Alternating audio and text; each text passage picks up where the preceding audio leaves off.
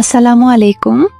রমজানের সেহরির জন্য আজ আমি রান্না করছি তেল ছাড়া হাতে মাখানো স্বাস্থ্যকর মুরগির মাংস। এখানে আমি নিয়েছি ধুয়ে রাখা মুরগির মাংস, কুচি করা পেঁয়াজ, টমেটো, কাঁচামরিচ এবং তেজপাতা।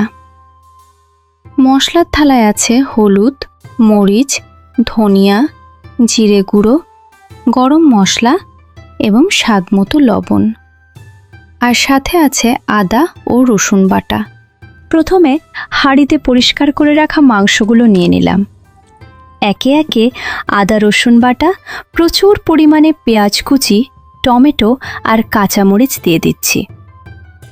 এবার হলুদের গুঁড়ো, মরিচ, ধনিয়া ও জিরে গুঁড়ো সহ সব মশলা দিয়ে হাত দিয়ে খুব ভালোভাবে মেখে নিতে হবে। মনে রাখবেন, মাখানো যত ভালো হবে স্বাদ তত বাড়বে।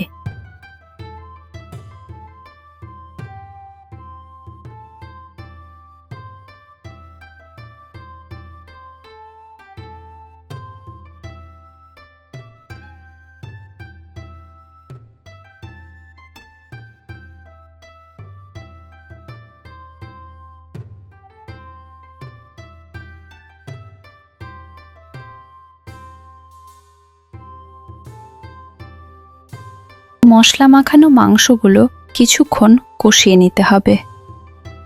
মাংস থেকে পানি ছেড়ে দিলে তাতে দিয়ে দিচ্ছি বড় করে কাটা আলুর টুকরোগুলো।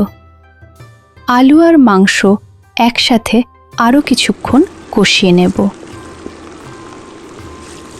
কষানো হয়ে গেলে পরিমাণ মতো পানি দিয়ে ঢেকে রান্না করব।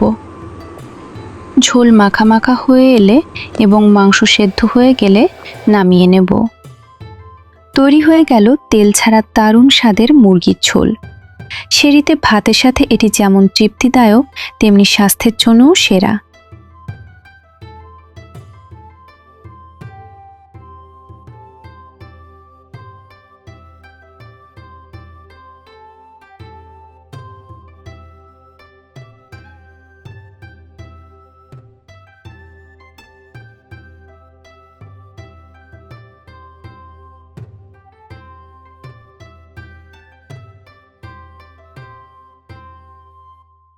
বন্ধুরা, আমার আজকের এই তেল ছাড়া মুরগির রেসিপিটি ভালো লাগলে ভিডিওটিতে একটি লাইক দিন।